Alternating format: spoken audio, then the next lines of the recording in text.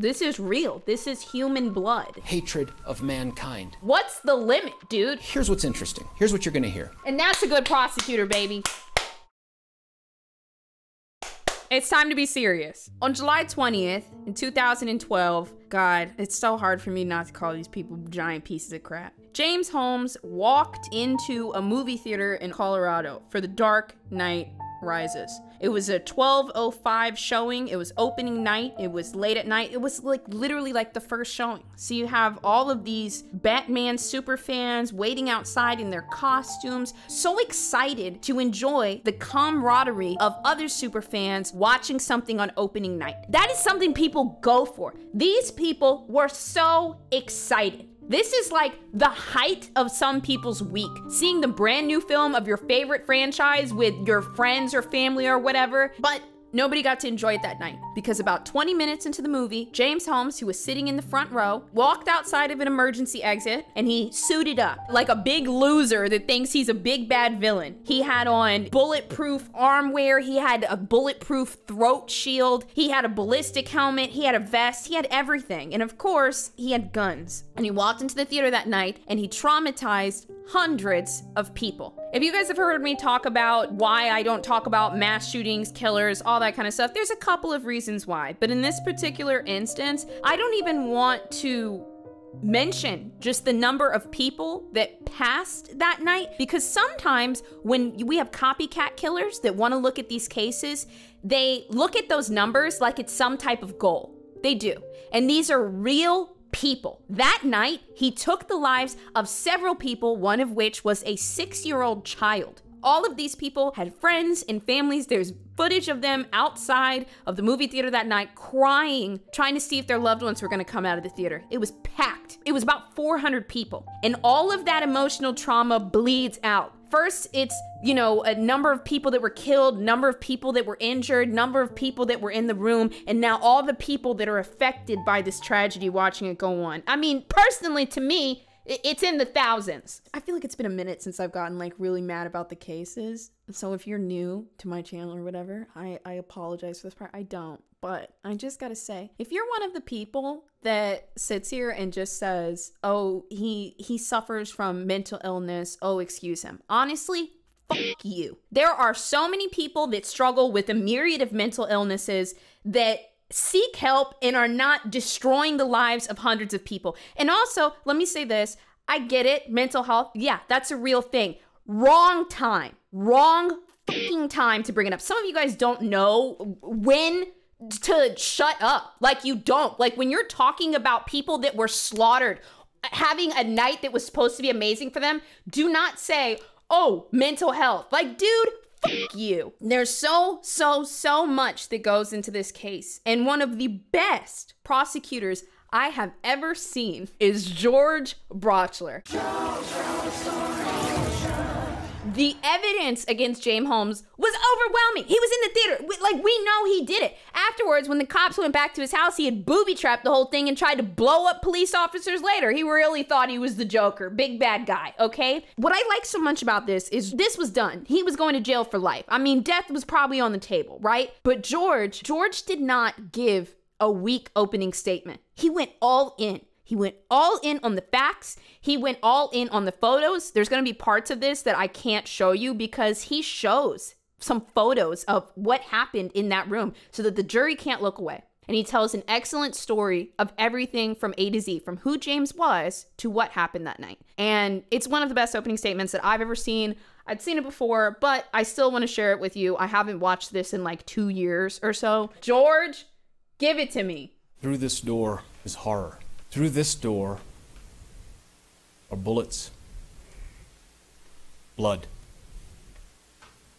brains, and bodies. Through this door, one guy who felt as if he had lost his career, lost his love life, lost his purpose, came to execute a plan in his heart for his life, but for 2.5 months in his mind. The silence is loud. This is how you give an opening statement, ladies and gentlemen. Just a couple of words of George's mouth, and I am hanging on every second. On a cool July night a few years ago, about 13 miles from where we sit right now, make it personal. 400 people filed into a box-like theater to be entertained. And one person came there to slaughter them. George putting a bit of this 911 call is incredibly powerful in the beginning of the opening statement. I'm not gonna leave it in here in full as much as I want to listen to it because I think that it's important, but because you can literally hear it happening in the background, I think it would be extremely distressing for some people. So we're gonna omit this part, but the full video is gonna be linked in the description. The man who brought with him 4 weapons and hundreds of rounds of ammunition. He's in the courtroom with us today. Oh, I forgot James was here. I just told you how atrocious the crime was, and I didn't even realize the old snaky snake was sitting right here. He's seated right Get over him, George! here. Get him! His name is James Egan Holmes. Oh my God! And on July 20th, 2012, he tried to murder a theater full of people to make himself feel better. Oh my God. And because he thought it would increase his self-worth. Now what I'd like to do is just talk to you about victims in this case. Yes! What I'd like to do is to focus us on those who were most affected by this conduct. But here's the thing. The list goes He on. made so many victims. The names are showing up on the screen back there. That if I were to stand here and merely spend 1 minute per victim telling you about them, Wow. about how they got to the theater that night, Wow. and about what he did to them, I would be here for almost an hour and a half. I can't do that. But what I can promise you is that before this case is over, Do you guys see what I mean? How George has all of the names of the people that were in that room. They're not just the people that were injured. There was over 70 people that got injured, hundreds in the room that were traumatized that night. And he acknowledges how many victims there were. And he shows each name back there on the screen. Do you guys see now how some prosecutors, especially in big cases like this, are lazy? Oh my God! He didn't let up. I can't, I'm sorry. I can't even sit. or about every one of them.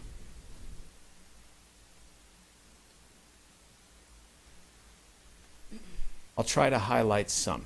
Rebecca Wingo. Rebecca is a 32-year-old mother of 2 young girls. She had been in the military, but had hopes of doing something else, becoming a social worker.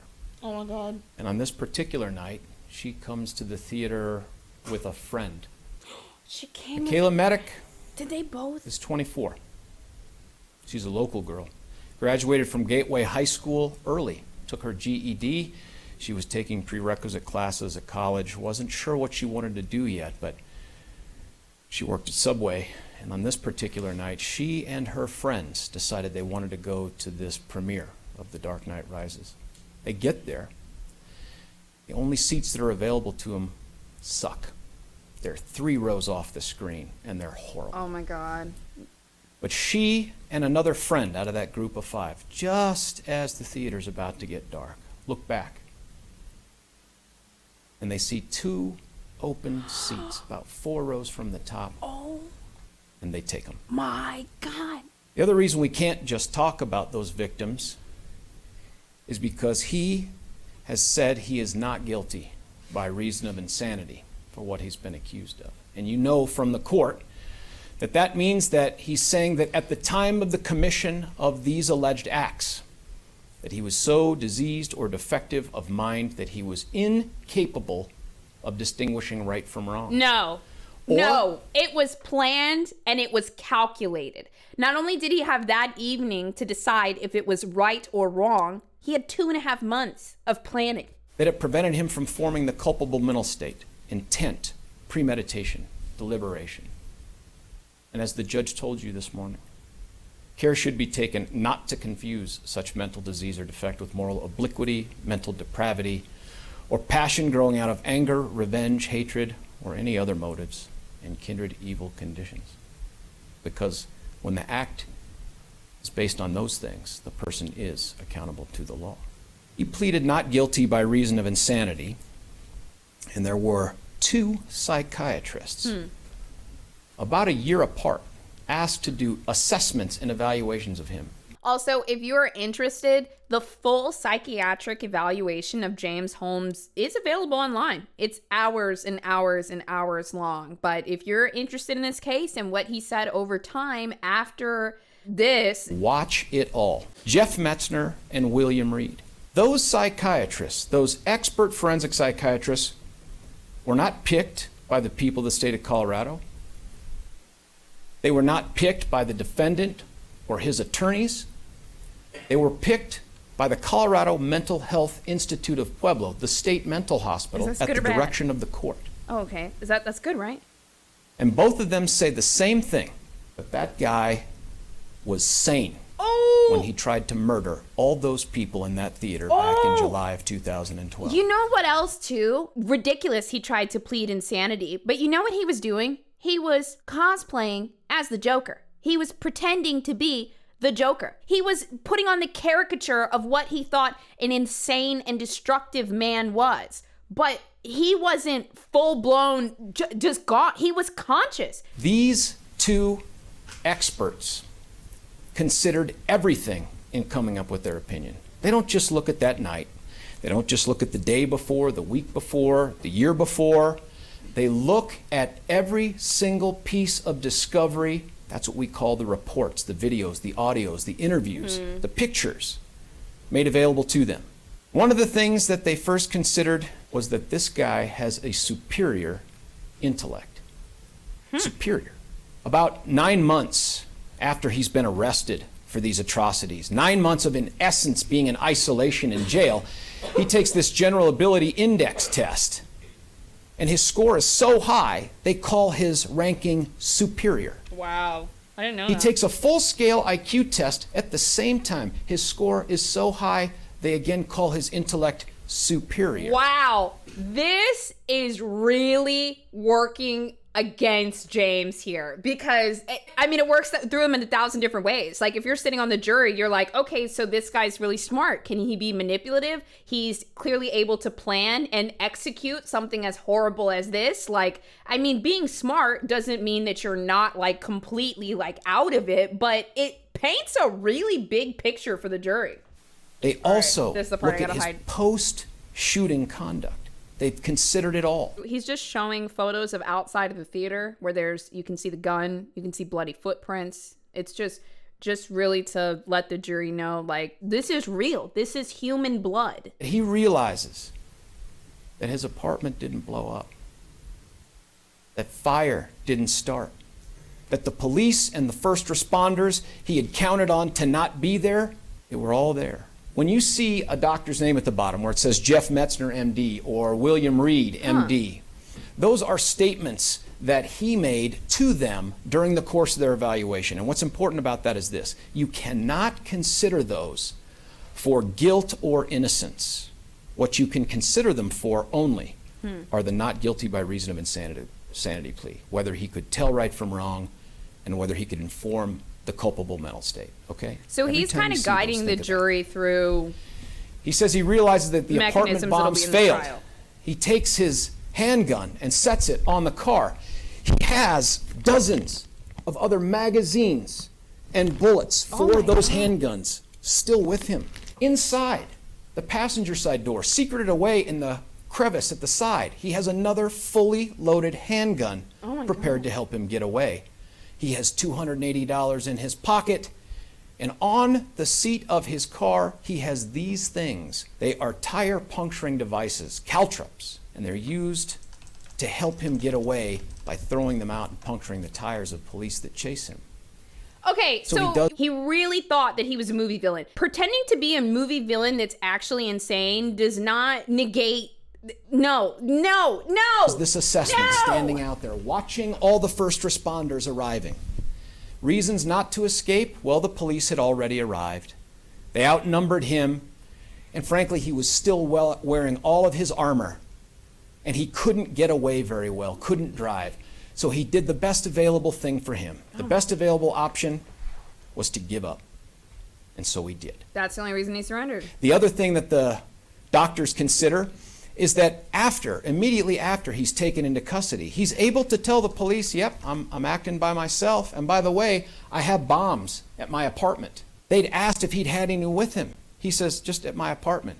They take him in to custody. They put him in a room and they use bags to cover up his hands so that they can preserve something called gunshot residue. Yep. And sitting there, seemingly bored, he begins to tap out the techno music that he had pumping through his headphones that he wore under his gas mask and helmet. There is something that has always been so inexcusably dark for me when I hear of people listening to upbeat music while killing people. If you remember the Tyler Hadley case, he played a rap song while he murdered both of his parents, and it's always really, really haunted me. And while James Holmes was committing this atrocious act, while everyone else was hearing screaming and panic in the theater, he was pumping techno music into his ear like it was some kind of fun game. They also consider that after that, he sits down with 2 other law enforcement officers and he gives them a detailed accounting of how he has set up his apartment, how he has booby-trapped that apartment. Like bragging? To catch fire and to cause injury and damage. They'll also consider what happened after he got to the jail, right out here at the Arapahoe County Jail. What happened? For 4 months, from July to November of 2012, on no medications whatsoever, he is, in essence, like every other inmate. He sends things called kites, requests on a computer. He complains about the food. He asks for specific books. He asks for contact lens cleaning You fluid. stupid. Y'all hear that? After James gets into jail, he starts sending complaints. I don't like the ham sandwich. Can I read Charlotte's Web? Why is everybody so mean in here? Can I get some soap and some contact solution? James, shut up. You're in prison now. It's over. The life that you had before of choice is over. He stops eating and drinking, and he sends himself into a delirium that likely exacerbates whatever else he has going on. And there's video you'll probably get to see, of him climbing up onto the bed in his cell and standing there for a while and then sort of falling off the bed, and you'll have to decide what that looked like to you. You're also going to get to see this. It's what everyone's called the notebook, a computation book, a workbook. There's a lot of pages, a lot of handwritten pages. And what you're going to notice is that this book was intended for someone else. It was intended for these 3, Goober, Chrissy, and Bobo. Goober is the family affectionate name for his mother. Chrissy, his sister. Bobo, the affectionate name for his dad. Bobo. But he doesn't end up sending it to them. But he knows it's going to get out there. Other things that you'll see is that he goes through pages talking about what is the meaning of life, what is the meaning of death. All right, I don't know how to break the news to you 20-year-olds that are doing too many psychedelics. You're not going to figure it out. You're asking yourself the ultimate question. What is the meaning of life? What doth life like? Bro, figure it out when you're 70 or 80. And that's only if you do. If you really want to know that, make it your goal to spend the next couple of years or decades trying to figure that out. But you're not going to smoke enough pot to figure out what is the meaning of life and death. Like, you're just not. He also talks about his long-standing hatred of mankind. Oh, He goes into a boo-hoo. I've been a misanthrope since I was like 12, okay? I wrote that word all over my diary. And guess what? I'm doing literally the opposite of you. God, I never even cover mass shooters because there's nothing that infuriates me more than this. And we'll see more of this too. He goes into a detailed analysis of how to attack that theater. Now, there is an expert that was handpicked by the defense, named Raquel Gore. She came and met with the defendant for about 13 hours, and based off of that, determined that he was insane. Okay. We'll talk a little bit more about some of the statements that the defendant made to her. Now, there's another hand. Say Woodcock. Woodcock. Picked doctor by the defendant named Woodcock. Unclear to me yet how he'll show up here. but he met with the defendant for like 2 hours shortly after he was put in the Arapahoe County Jail, and then wrote a report a month ago today and said he supported Dr. Gurr's opinions. I don't know if we'll hear from him. The issue is the diagnosis. Okay, what's the diagnosis? I think even though you have these two doctors from the state, both saying, yes, yeah, he has a serious mental illness, like bipolar, like PTSD, like anorexia. He was sane. But what they don't agree upon is, what is that diagnosis? This book right here is this DSM-5. It's this American Psychiatric Association book, and we're going to get to know this a lot better. It contains all of these diagnoses. Here's what's interesting, right? Here's what you're going to hear. The first version of this had 60 things to diagnose. This version, over 400, including things like tobacco dependency. They can't decide on what it is. Is it something called schizotypal personality disorder? And they'll talk to you about that. Some thinks it's schizoaffective disorder. Dr. Gurr thinks it's schizophrenia. They disagree about whether it's even a psychotic thing. They talk about delusions. This guy for sure had delusions, but it doesn't immediately just mean like he's schizophrenic. I'm curious what they came up with. A delusion, according to this book, is a fixed belief that is not amenable to change despite conflicting evidence. Now, examples of that, classic examples from that book, could be believing that someone is possessed by a demon and you're not killing them, you're killing a demon. Others might be, if you don't act to do whatever this horrible thing is, California would break off and slip into the ocean. What, George? Those are the kinds of delusions that this book talks about. Oh, I thought... But here, the delusions George, that the doctors who say he has one say, he would make himself feel better by killing people. That does not sound like it's like a delusion that came out of nowhere for me. I have a very strong theory. A lot of mass shooters suffered from some form of public humiliation by a mass body of people. And so in turn, they have retribution fantasies about masses of people. It's almost like a form of, you know, when people repeat their trauma over and over and over again to try to take the power back in a way, usually in smaller ways. Sometimes this can be make yourself feel better by killing people. It's like destroying the memory by taking your power back. If you're like super into looking into this stuff, because I'm not talking about a bunch of these mass shooters, look into how many mass shooters had experienced feeling like they were being made fun of by the public in some way, shape, or form. And then they started having these fantasies about getting back at mass bodies of people. The reason we can't all have the same opinion as to a diagnosis, that all of these doctors with this inexacting science, is in part due to the fact that he doesn't say the same thing to the same person about what's going on. What? Or does he change his statements? He talks about increasing his self-worth with Dr. Metzner. He says, here's how it works, Doc. There's a number of people killed. It's based on your own perceptions of what life is worth, and the value is also based upon that person's contribution to society. He says children are worth more than other people because they have the rest of their life to live. What? With Dr. Reed, though, it's more like a point system. He doesn't talk about varying values between people.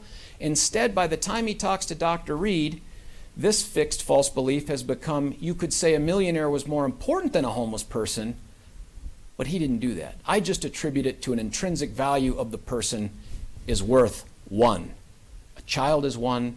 An adult. Look, this sounds like he was reading too many different forums. I will say this, a big part of the case against James Holmes was everything that he did leading up to the shooting. He had dyed his hair orange, got black contact lenses, and he started frequently going on a website called Adult Friend Finder. If you've been on the internet for a long time, you remember seeing those ads back in the day, and we didn't click on those. Well, some of you guys probably did. So look, one of y'all watching right now, I know you clicked on that. But he was constantly going on Adult Friend Finder and looking for like random people to hook up with. He was always online. He's always reading stuff. He's always trying to like find friends or hookups like through the internet. Like, dude was very conscious of what he was doing. And it sounds like, to me, it sounds like he read a bunch of stuff online on some weird forums. What does he think about the injured? What does he tell Dr. Reed the value of the injured are? Do the wounded count in your worth in that way of thinking about things, or no? I only count fatalities. I only count fatalities. That to me speaks to the need and want to completely dominate other human beings. I see this as somebody that felt really powerless before in the past, and now any opportunity they have to play God and keep score makes them feel better. But what's the limit, dude? There's never gonna be a number that makes somebody like this happy. When these shooters talk about things in terms of numbers, it's so dehumanizing. It's like they're trying to keep score. I don't know why that is yet. I've thought about it a bit, but I don't know why they do that. I think I get too mad to like try to figure out why they do that or what they're thinking. But That accrues to something positive for you. Right. What about the wounded? They're like collateral damage, I guess. what the? His goal, he told Dr. Reed, was to kill as many people as possible. But to the handpicked psychiatrist, he says, well, I thought I might wound some, but I didn't know I would actually kill anyone. He also tells her things that he tells no one else.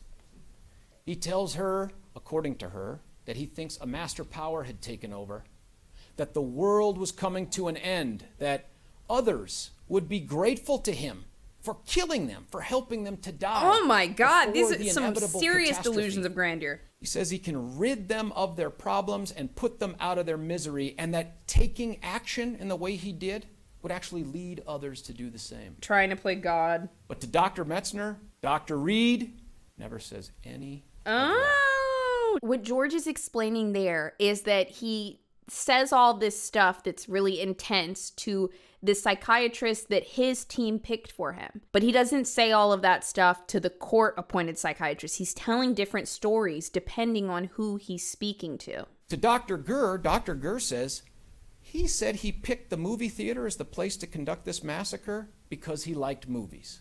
Well, Dr. Metzner asked him, and he told Dr. Metzner he chose to do a mass murder because of the maximum casualties. It was easily performed with firearms, although primitive in nature. And when Dr. Metzner says, well, that's different than what you told Dr. Gurr, his answer was, things change over time. When he's pushed farther by Dr. Metzner, he just doesn't have any more explanation. One thing that gets me is I've seen his psychiatric interviews before, and I was like, I'm gonna be honest, I was watching it and I was like, all right, this guy's gone. You know, that's what I thought when I saw them. But George is doing a really good job of just ripping apart the insanity plea. It's very delicate and it's very well thought out. I'm watching this now, and even though I've seen the videos, I'm starting to think like, yeah, he's fucking faking it. He's faking it. Dr. Gurr writes in her report that he used the phrase at least 6 times in quotes, that this was the result of a call to action. When he meets with Dr. Metzner, he says, I never said that. And it's never mentioned to Dr. Reed. What he tells Dr. Metzner is he feels bad before he does this because he's lost his purpose in life. He had a breakup with his girlfriend. He had poor lab rotations, which we'll talk about, and poor overall graduate school experience. Raise your hand if you've ever gone through a bad breakup and some bad grades. Okay. Tells Dr. Reed he's a moral relativist. You just decide for yourself what you think is right and what's wrong. He says there are no concrete, absolute set of moral standards. It's contrived by the individual. The other thing that these doctors considered in finding him sane was his background. He has had a lifetime worth of social anxiety. What you saw on that screen, this is how this guy presents. Flat affect, not a huge range of emotion, but smart and witty. But more so in written communication. Verbally, to strangers, in groups, he's stilted, stunted. But in writing, he sounds like a different person. He sounds like someone who's very engaging. He graduates Mesa Verde Middle School with a pretty high GPA. But he says in this notebook that he writes, since about that time, I had this long-standing hatred of mankind. I feel like in most cases, when somebody's being delusional, Like, think back to the woman that had sent that guy hundreds of thousands of text messages, and she was just completely gone out of it, you know? That lady was delusional. She was seeing, there was a number 3 in the sky. Like, you know, she was gone, right? Delusional people don't usually know that they're delusional. Like, they're not sitting down like, hey, let's do the interview about my delusions. I have not seen that before myself personally. He sees a social worker, a therapist named Mel Lipsy. He and his whole family for about a year. It's family therapy, and family thinks it's going to work, and at the end of it, he thinks that maybe this guy has some sort of an adjustment disorder. They just moved from up north in California down to San Diego. He writes in his workbook about Mel Lipsy, and he says, hey, it was family therapy, but you know what? I didn't reveal anything because I didn't want to appear weak in front of my family members. Oh, and see, after that, this is what I'm saying. I feel like there's some weird childhood trauma, some old throwback thing here, because look, a lot of us need family therapy, but we don't get to have it. Family therapy is where you literally sit down with a professional, and it's you, your mom, your dad, your brother, your sister, maybe a smaller family, working through the dynamics of the family to try to smooth things out and come together. A lot of people have probably been to family therapy like briefly 2 or 3 times, or maybe some people went to it regularly. Maybe some people really wish they had it. But you guys that got into family therapy, you know that your family was fucked. Like, there was something that was just not quite right there. So we're getting a very vital piece of information right here that his family dynamic is very off. It's very, very off. And he didn't want to share with his family his own personal thoughts because he didn't want to seem weak to them. Why is that? Like, that's my question. What happened in that dynamic that he's willing to walk away from that saying, I feel strong because I didn't tell them any of my thoughts, even though we're supposed to be working on getting help together? And also, I think that therapist has a different disorder. He says, I decided to dedicate my life to killing others. Westview High School down in the southern part of California in San Diego. Again, great grades. He takes the SAT, and although his reading scores are okay, man, his math skills are phenomenal. He goes to UC Riverside and he discovers his purpose in life. He's going to be a scientist. He wants to get a PhD. His dad has one. And he does well. High honors, not in political science, in neuroscience, the study of the brain and disorders. And he rocks it. Here's an interesting take. I like this one from Dreamer. He processed his childhood family trauma into hatred for people in general and planned revenge and emotions into actions that give him power not to feel vulnerable to express his feelings. Still a loser, though. I love that. See, this is what I'm saying. His statements of insanity, they actually make more sense of a child that was extremely traumatized, craved power, felt small their whole life, and took it out on mass groups of people. That's what makes more sense. And his verbal scores and math scores are incredible. Put him at the top of the list. So he applies, right? He applies to graduate schools and he is rejected. He gets one interview and he thinks that interview went poorly and that's why he didn't get picked. So what does he do post-rejection for the year before CU? Doesn't know what his purpose is. So he goes and lives at home. He sleeps and plays video games all day. His parents push him to get a job, so he does, working at a pill coating factory from about 4 p.m. to 2 a.m. Ooh, he's on the night every shift. day. His parents continue to push him and prod him to reapply to graduate school, and he does. And this time he gets interviews. He gets interviews at Iowa, at Illinois, at Colorado. Is that how y'all say Colorado? I thought it was Colorado. Colorado? Oh, that's the southern accent on it. Oh, okay. All right. Yeah, I did, I did feel like I felt a little South Carolina in there or something. Colorado. Sorry. And he still presents poorly. He presents as aloof, as quiet. They perceive him to be disinterested, not a good fit for their program. In fact, you'll hear some of the people that interviewed him said, oh, don't take this guy. Do not take this guy under any circumstances. Oh, wow. But he does get accepted by Illinois and CU. And he makes the decision to pick the University of Colorado because they offer him more financial aid. And now he's got his purpose back. He's going to be a scientist. He gets into the neuroscience program at CU. This thing is competitive. It is hard to get into. They take 6 people each year at most, and he's one of them. Here's how this program works. Dude. There are classes, He's just like such a good any other college storyteller. program in the fall and spring. And this is where he does remarkably well. If there are books to read, things to regurgitate, a syllabus, things that he can be told to master and print out again, Is he good at it? he does great. Okay. That's only about half of this program. The other half are lab rotations. You get 3 in 1 year. And those 3 rotations are a chance for you not only to learn something, but you are courting a lab that is going to be the gatekeeper for you getting that PhD. Because in essence, at the end of that first year, one of those 3 labs has to accept your proposal of academic marriage. Somebody said, I hate hearing him praise this loser. He's actually not. He's taking away a lot of power from the defense because he's talking about the things that the defense team would try to bring up, and he's just laying them out on the table and then debunking them before they even get a chance to bring all of this up. The only thing that they have going for them is, oh, he was an all-star student of neurology and he just snapped. Like, that's all his defense team has. And George is taking that down notch by notch. Shows how capable he was in life. Yep. So he has these 3. Occam Klug, Mark Delacqua, and Kurt Fried, all experts in their field, all incredibly qualified. His grades in the classes, he does great. This is the average for those 6 super smart students. In the spring, his GPA actually increases. And again, this is the average for these super smart students they've taken from across the country.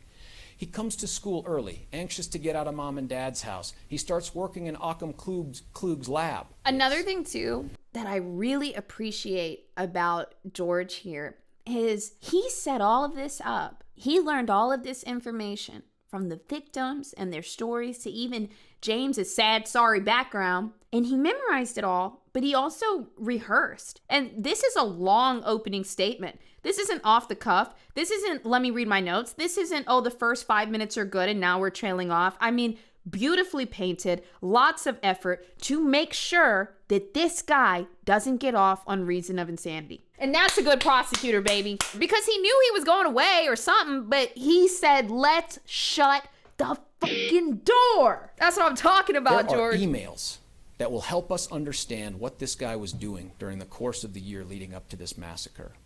There are Google chats that will help us know what he was doing because he's different in writing. And then there's his coursework.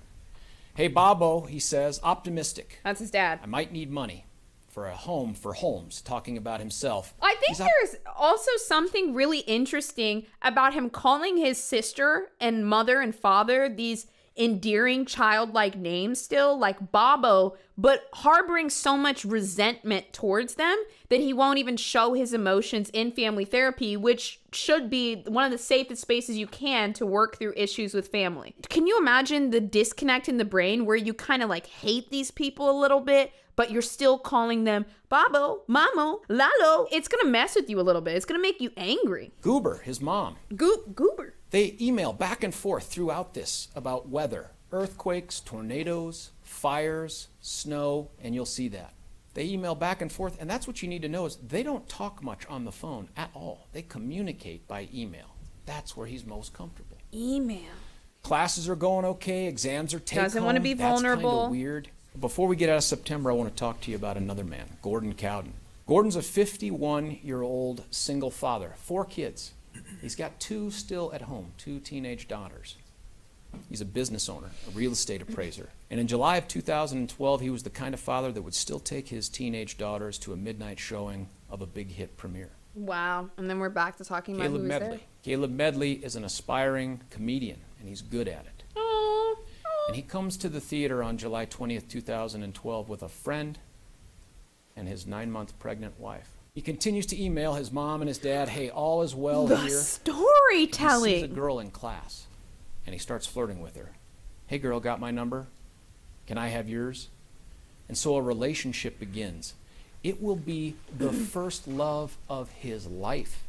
It will be the first sexual experience of his life. Now he has something more for a purpose. George is so good. I'm like, I think we're ready for the verdict. Jury, come on in. Verdict? Sentencing? Let's go ahead and get that on the table. continuing to email mom and dad, things are going well. Back to his girlfriend, they have conversations that PhD neuroscience and computer science people have. They talk about a gerbil that he had to sacrifice that he named Lucifer. Sacrifice? And you'll hear they talk about Lucifer. a lot of other things too. Cannibalism. What? He emails back to mom and dad talking about he's going to spend Thanksgiving with a bunch of his peeps and my gal. I see this happens a lot online. People that grow up in a lonely home where maybe they have mom and dad are there, sisters there, the house is always full, but nobody's vulnerable. And this person, let's say it's a guy, he feels super, super alone all the time. He can't talk to anybody about anything. Well, now he's going to school and he's having trouble making friends, never had a best friend before in his life and doesn't really have anyone. And then he decides, well, I'm going to go online. Online, when you're making friends, you don't have to be vulnerable. You kind of just start talking, shooting this shit and see if you hit it off, right? So sometimes people make a few online friends that they talk to directly, or sometimes they make online friends through forums or shared interests or so. And so then what ends up happening with that guy is the only time that he's ever vulnerable is when he's sharing his dark side and going into really grim corners of the internet. Curiously, reading about cannibalism, looking for literally like executions, looking at messed up stuff on Discord. And then the only person that they get close with is a side of them that's really, really, really dark. And they start to crave times when they can bond with that side of themselves because it's the only person that they can bond with. Does this kind of make sense? There's a lot of people that go through this and they seek a comfort into these dark thoughts and these dark things because it's the only time that they feel like themselves and they feel accepted when they felt alone with everyone else around them. Now, I know a lot of you guys are not going to relate to that at all, but there's a lot of motherfuckers like this, okay? They dive deep into dark, dark things because that's the only way that they've ever been vulnerable. And now they're online joking about it with different people, and it feels like bonding. They've never experienced the positive side of being authentic or being vulnerable or having relationships. They've only experienced the dark side of vulnerability and bonding. He gives his first presentation, and remember this isn't his strong suit here, on November 21st, 2011, and he gets an evaluation from a guy named Sukumar, cannot pronounce that last name, but he goes by Suk, and he'll come in here and talk to you about this. He's the director for this program. He does okay on some things. That green is good, yellow is something to work on, red is bad. And he gets some greens. But you know what? He also gets yellows on the things that are most important to being a lab scientist. Quality of data. The use of his time. He actually says this guy needs to work on his speaking skills and appear more interested in communicating with the audience. So that social anxiety is coming back to haunt him as it had all through his upbringing. He was that guy that appeared in the back of pictures. He was that guy that was on cross country but never really hung out with anyone or talked to anyone. He had a small group of friends and that was it. And here he is now, second chance to get that scientist thing. And he's running into the same thing. First rotation evaluation from Malcolm Klug, again, some good things. He's done some strong work, but now there's some cautionary things. He dedicated the appropriate time. That's an effort issue right there. But he's still got something good in his life. It's his girlfriend. And he continues to Google chat her. What's up, Buttercup? Start my new lab today. I could be a little bit more excited, but maybe I'll stay with this lab. These are good peeps. He emails back and forth to his mom. His second rotation is going to be with Dr. Mark Delacqua, and this one will be a crippler. This one did not go well at all. Farah Soudani went to this movie theater on July the 20th as part of a group of 10. God, George, you did not. They sat in about the 12th row up here. 10 people, co-workers from Red Robin, and they went for the premiere because it was someone's birthday. And that person who had the birthday was someone that loved superheroes. I told y'all. Alex Sullivan. His friends called him Sully. He was also part of that group of 10 that worked at Red Robin and that came to the theater for the same thing. What? No. No. Oh my God. Him just saying that makes me think about... Wait, one in the chat, if you've ever worked at a restaurant before, being closing in a restaurant and you and everyone decide, oh, let's go to the bar and get a drink, or let's go see a movie. Like, let's all Dude, look, y'all know the late night crew type of stuff. Or even when you get off work, like on a morning shift and you go have a beer at the bar. And then those are your favorite coworkers, right? He got off work at Red Robin and they said, let's all go see a movie. Look, me and my coworkers, we'd be like, let's hit the bar or hit the bar next door. But they were so close, they went out to go see a movie. That literally... When the Superman trailer starts, he stands up and throws his arms up in the air and yells, yeah! Oh my God. Oh. July the 20th, 2012 was his 27th birthday. And they were all there for him. Oh my God. In January of 2012, he's still reporting back home. Things are good. Wow. He'd been working out all along, but wow. now we take a look to see he's good for 1 to 2 times a week of working out, like anybody else. He emails his mom, lab's fine, things are going fine. He asks his girl out on a date. They talk about serial killer dreams. They talk about all sorts of interesting things. But they also talk about the fear of failure. This is her. He asks her, are you afraid of failing? She says, no, I'm not really. And he says, look, even if you do, you'll still get a good job with your master's. His girlfriend's in computer science. She can go anywhere. But what she reveals to him is what he already knows. What? And he says it. I, on the other hand, I'd be SOL. And she says, you're right. Your biology. PhD is the norm for you to be successful in that field. They talk about things like making a cyborg. He has a meeting set up with Suk, the guy that evaluated him for the first rotation. He comes back to report to his girlfriend. You know what it was about? It was about his social anxiety. It was about his inability to communicate well. He says, my advisor says I need to jump in with both feet, can't tiptoe in. It was an analogy for being more social in discussions. And this is a revelation for him. Science appears to have shifted from guys working alone in a darkroom to something far more social. He says to her, you're going to go see The Rapist, and that is a reference to a Saturday Night Live skit with Alex Trebek. If you didn't see it, combine the and rapist together is therapist, and talking about a therapist that she was seeing. And they joke around about that. Oh. He talks about being sick. You have the magic touch of healing. They joke about psychotic delusions. He writes back to home. Things are going well. Pretty much made up my mind this lab isn't the one for me. I'm going to try for the first one. He keeps sending in exams, and these things, and you'll see them, are wicked smart. Super smart. And he's doing great at them. Y'all believe me now? Y'all believe me when I said this is the best prosecutor I've ever seen? Y'all know I loved Juan Martinez. Juan Martinez said, shut up, Jody. But this guy is just amazing. Really, really, really amazing. Guys, if you've been listening so far, you basically listened to an hour of him talking about this, and I'm still hanging on every word. And as a person that likes justice, I appreciate it.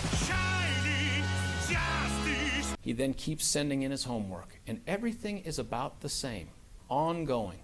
His second rotation presentation and evaluation, however, do not go well. He gets some good marks for professionalism, but then it goes bad. He can't conduct research. His oral communication needs significant help. He spent the appropriate amount of time and commitment on these programs. These are not good scores. He talks to his girl through Google Chat and says, looks like I won't be joining that lab. And this will be a recurring theme for the next several months. He can't stop talking about this. A bitter man. I didn't complete the main project. The professor got pissed off, gave me a B. She says that sucks. On the other hand, you still have that first lab. You sort of like that one. You might be able to go there. She can't And take right it after anymore. that, they break up. Yeah. She says, I don't see a future with you. Honestly, I understand why. Had an animal, a pet animal named Lucifer that he had to sacrifice, talking to his girlfriend about cannibalism, being mad at his parents, but being like, ba-ba, ba-ba, la-la-la-la, like, and then constantly getting mad over his grades. There are very few things that you have control in your life over, and your grades, you actually have a lot of control over them, okay? And I say this as a person that just consecutively failed and failed and failed and failed. And I'll be looking at my report card like, yeah, I guess I could have done better. Like, yeah, I could have done better. Like, take responsibility for something, for anything. Oh, I apologize. Ducky corrected me and said it wasn't a pet. It was a test animal that he had named Lucifer. March of 2012, he joins a third rotation, his last chance, Kurt Fried. He tells his mom, this situation's gotten complex because she doesn't want to see me, but we're sort of doing the friends with benefits thing now. I try to do my complete disassociation, but we're somewhere between friends and a relationship. He says in his notebook that this was when he lost his last battle with biology, his last great battle of falling in love. A.J. Boyk was 18, was getting ready to start college on Saturday after July the 20th. He wanted to be a ceramics teacher. He was an aspiring artist. And on July 20th, 2012, he went to the movies, which he loved doing, with his fiancée, La Samoa. And they took this picture from the theater just before it went dark. Oh my God. Alexander Teves was 24. He had just graduated the University of Denver with his master's degree. He had been interning at a place where he worked as a counselor dealing with mental health issues for juveniles. He went to the movie with his fiancée and friend. He is the oldest son of 3. Wow. Tom and Karen Teves. They lost their big brother. In March of 2012, just a few months before this, he's doing great in school. He's getting praise from professors for his performance on the schoolwork, classroom stuff. He files his taxes both in Colorado and in California dutifully and on time. Also, don't forget, this little clown is sitting right here. I'm so captivated by what George is saying and what's on the screen, especially when he shows the victims and just different things going on in the case. I just keep forgetting that this little goober is sitting right over here. And like, honestly, nobody cares. After the deterioration of his performance in labs and his girlfriend, he seeks out some counseling from the school-provided service. And by the way, that is not unusual for this stressful program and these high-strung people. He sees Margaret Roth on Friday, March 16th. He goes to her and says his chief concern is trouble with public speaking. He has anxiety around other people. He has anxiety taking initiative with people. This is James's defense attorney. I gotta see what he said in his case. He said his girlfriend doesn't want a long-term relationship with him. In fact, technically, she's no longer his girlfriend. He says, in response to her questions through this 40-minute process, no, I'm not suicidal, but I've had some thoughts of killing people. Now, Margaret's going to tell you that that is not the first time any student has come to her and said they had homicidal ideations, and that's what it's called. So she asks further. That's important. He says, no, I don't have any specific targets, no specific plans, no delusions, no hallucinations. She thinks he has normal cognition, and he doesn't want to say anymore. She concludes that at that time he's not dangerous. He wants to see a psychiatrist. He wants to continue with some treatment. That's stable. He's staying in the school program. That's stable. He tells Dr. Lynn Fenton, the psychiatrist he ultimately sees, he's the most anxious guy I've ever seen. She thinks maybe he's got an obsessive-compulsive disorder. I can see that. Obsessive-compulsive disorder can manifest in many ways. It's not just, oh, I'm cleaning and I'm organizing. That is a thing for some people, and it can be incredibly debilitating, but that's not the end-all, be-all of what OCD is. At all. You could have random thoughts with homicidal ideation. They keep slipping into your brain, and that could be the only thing, but it's still OCD, and it just goes over and over and over and over again. At that bar they go to, a guy comes up to talk to his ex-girlfriend, and he confronts the guy and says, hey, that's my girlfriend. She sees it, and outside the bar tells him, I am not your girlfriend. Oh. With Dr. Lynn Fenton, he gets up with her a couple days later. He says his girlfriend broke up with him a couple weeks ago. He has anxiety around people.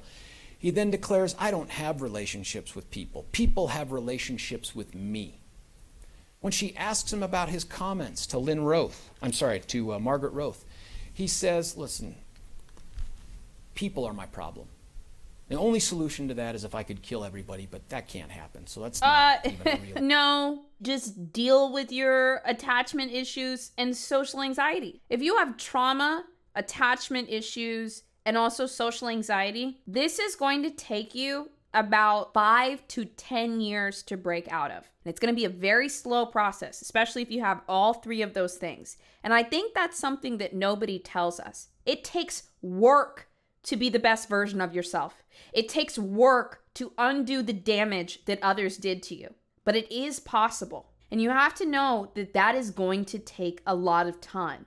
Whether you work with a professional and try to expedite it, then maybe you can move through it a little bit faster. But if you're all by yourself and you acknowledge, I have all of these 3 things and I want to be better, I want to be the best version of myself, you need to realize it's going to take you 5, 6, 7, 10 years to get through this. But my God, is the other side worth it? It is worth all of the work because you are here, you are in this body, and you have to live this life. So you may as well make it the best one possible. If you can't get professional help, every time something bad happens to you, try to take anything that you can from it. Even things that are not your fault, because there are so many things in life that are thrown at us that are not our fault. But we have to take it and we have to look at it and say, well, what do I do with this now? You can lie there for a second, cry a little if you need to, but get back on your feet, because it's the getting back up that counts. And you must do something with it. Don't just lay down and let the world trample you. Don't do it, okay? Sorry, I'm on one today.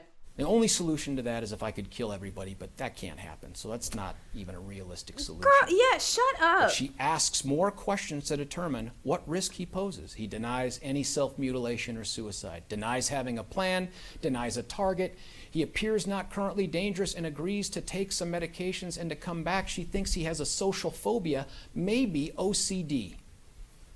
She tells Dr. Metzner he displayed an angry and hateful perception of humanity throughout their 5 times together, and that it had been present for a long time. She prescribes Klonopin, sertraline for the OCD and social phobia, and considers an anti-psych drug, but he doesn't want to take it because he says it might sedate me too much. He puts down in his journal here what's going on in his head. He cannot tell them, and he calls them the mind rapists, his plan. Because if he does, both his normal life, the one we know about, and his ideal enactment of working on his homicidal ideations, both of those would be lost if he came clean with them about what he was thinking. He says he doesn't want to build a false sense of rapport and that he's going to continue to try to deflect any incriminating questions from them. And he wouldn't be more candid with Dr. Fenton. He wouldn't tell them, he tells Dr. Metzner, he wouldn't tell them that he had a planned attack and what he was going to do because she'd have locked me up and I wouldn't have been able to kill people. Hello? He talks to his girl some more, and in this particular conversation, he brings up this issue of, I don't know what to do. I might play Skyrim. It's a video game. But I don't know if that's helpful. She says you should play video games. Screw the world. I mean, do something that you want to do that's fun. She knows he's been having a tough time. This is what she says here. He says, well, look, what I really want to do, I can't do because it's evil. She says, well, and he says, I can't do that. Well, he's testing the waters. He's been thinking about it so much. He wants to shock people by kind of saying what it is, just to test the waters. He did it with the counselor, and then he did it with her. He wants to see what people's response is, and then he's going to draw back. What's so evil that you want to do? And you know what he says? Kill people, of course. She thinks this is just theoretical, based on all of these other conversations they have, so she engages him. Killing people's too much effort. You'll end up locked up. Most people aren't worth the effort. He says, well, that's why you kill many people. Again, she thinks it's theoretical, and they continue to have a conversation. He invokes justice, saying taking away someone's time or life. And in fact, if you wait to kill to the end of your life, then there's nothing to lose. They begin to have a conversation about the value of life. And he says, what's more valuable than life? If you take that away, you take away everyone's experiences and all of their potential. And she asks about that, and he talks about it being human capital. And she says, what is human capital? What do you do with that human capital from having taken away people's lives? And he says, have a more meaningful life. And she doesn't get it. What did he think? He was going to kill a bunch of people, and then they were just going to let him walk around? They're going to be like, oh, that's the guy that killed a bunch of people. He's got a lot of capital. Like, what? Ah! And he can't explain it to her other than saying, this is what he wants to do. She says it may satisfy you, but it doesn't fulfill your purpose. He says, but it'll still make my life more meaningful. And she still thinks this is just a theoretical conversation. She says, I don't see how it's useful. She confronts him and says, it's not like by killing people, you get the benefit of anything from them. You're not stronger. You're just taking away life. And that seemed like destruction. And he says, look, I don't believe in absolute good or evil. She says, well, if that's the case, why don't you kill me? and Ben, their mutual friend, who wronged him, she by breaking up with him. Why don't you do that? He says, I told you I can't do that. What? That's If an I did interesting that, question for her I'd to get ask. caught, and I couldn't kill more people. I'd also lose the rest of my life. Oh, so he thought he was just gonna be a serial killer and then get away with it? Yeah, like to that was live. any better? He Okay. recognized that long ago. But you know what he's missing? A purpose. A purpose. He says, I'm not inherently evil. My outlook on destroying life is only plan B. I do have a plan for good. And she asks, what's your purpose for good? And he says, are you sure you want to know? You don't just want to find out? And then she says, hey, can we continue talking about this later? Because it's just theory. Ben's coming to pick me up. He responds with, Ait, you want to come play some Dom? That's a board game that they play at his house, that they've all played for a long time now. Okay. She says, I got some things to do, but after that we can. And that conversation is left like all the others. Dude, she seems super nice to him, especially for breaking up with him and being like, I don't see myself with you and you're kind of weird, but I guess we can be friends, whatever. Who is she? He then jumps right back into the schoolwork. He asks for after-hours badge access for his work. He talks to one of the lab assistants about coming in early, to his dad about a Roth IRA. He comes back into the cell. He's looking at cells. It's now April. He tells his mom, not much new going on. Working on some cells, doing some stuff with neurons. He continues to work out. And then on April 2nd, he picks up the phone or texts or G-chats his girlfriend and says, I can't just be friends anymore. And she says, okay. And it ends. April 3rd, he sits through a class on schizophrenia, an overview. He then fills out a mock grant proposal for a teacher who will rave about it. He's going to receive a grade of A because he passed some other class. 8 out of 8, exclamation point, nice work. On April the 9th, he seeks in-state tuition, and now another possible relationship. And what he's going to do is reach out to another woman in his class and start flirting with her. What? And she's going to tell you that he's different in text and one-on-one than when they were back in school. What? He reaches out to her on April 9th. Hey, it's Jimmy James. Jimmy, He says, you sick of Del Aqua yet? The shooter calls himself Jimmy James? Goober, Babao, Jimmy James. Like, Jesus the Christ. professor that harshed on him in that second rotation. He's always lingering way too long.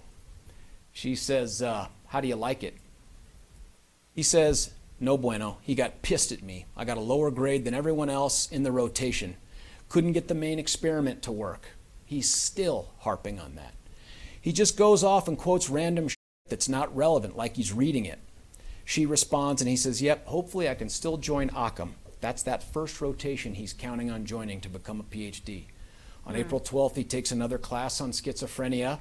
On the 17th of April, he goes to see Lynn Funk. That's interesting because James Holmes was kind of saying that he had schizophrenia. He took a class on it, a neurology class on it. There's so much more in these statements. I'm going to skip to just about the end here where we kind of hear how George closes out his opening statement before we roll into the trial. And I just want to take you guys there for a second, but there is about another 45 minutes to an hour of footage in here. So if you guys want to check it out, I will put it in the description. Oh my God. Wait, he's going to describe like what all happened in the trial. And I don't know if I'm emotionally prepared. Guys, I'm skipping through part of this because there's some graphic photos in here and he's going to go in depth describing the mass shooting. And I normally don't talk about these either. It's a lot to handle. So I'm going to leave this out. But either way, the whole thing I want to focus on here is not describing the day that it happened that all these people got traumatized by it. I really wanted to zero in on George's storytelling and how he debunked the defense's plan while also paying homage to the victims and then just moving through everything so masterfully. So if you want to watch the full thing, it is on YouTube. He goes into a lot of depth about the shooting itself and then also the bombs that he set up in his apartment after. But let's skip ahead to the point where James Holmes's rifle jammed. But then our third providential act. That assault rifle jams. 65 rounds into a 100-round drum, it jams. And you can see the drum on the right. And he can't fix it. It is chaos around him. Oh. Death, people fleeing, and he walks to go down the hallway in the theater to find the light so that he can work on the jam, but he can't. So he drops the 100-round magazine and he tries to use one of his 40-round magazines, but he still can't clear the jam. So he dumps the AR-15 outside, having left unfired 218 additional Oh rounds. my God! If the gun didn't jam, he would have. Dumps these magazines right here. He then goes to his handgun and he fires off 5 rounds with that 40 caliber Glock, just at people. It's what the FBI did for theater number 9. They tried to match the trajectory of all the shots that guy fired out of the corner of that theater, moving up and around. This is a view from the front and where some of those rounds struck. But they didn't just go through seats, they went through walls. Oh my God. And as he shot at people, and I should tell you this because I forgot to, he takes one of those tear gas canisters when he first comes in and wings it at this exit, over in that area. In the exit? He doesn't have the second one to close off the other exit.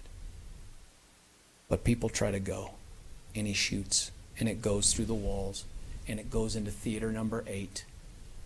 And you will hear from people who were shot in the face and in their body from bullets that went through theater 9 into theater number 8. There's the rods that are there. That fourth providential act, and the one I can't do it justice standing here with the few minutes I have left, are heroes. The men and women of the Arvada Police Department and the Aurora Fire Department and the first responders who came and saved lives, who came and held Farah Soudani together until she could get to the hospital, who drove people around over curbs and yards and rocks to rush them from places that ambulances and fire trucks could not get.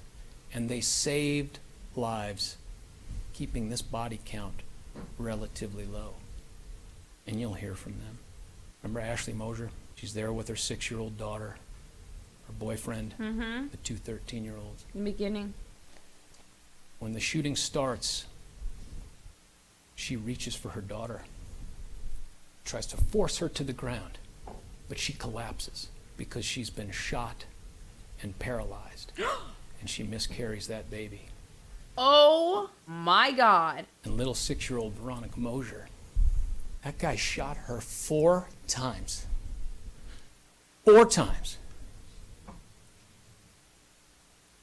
I'm not going to show you those pictures either. Hell no! You only have to see those ones. No! Police try to get her out of that theater and save her life, but they can't.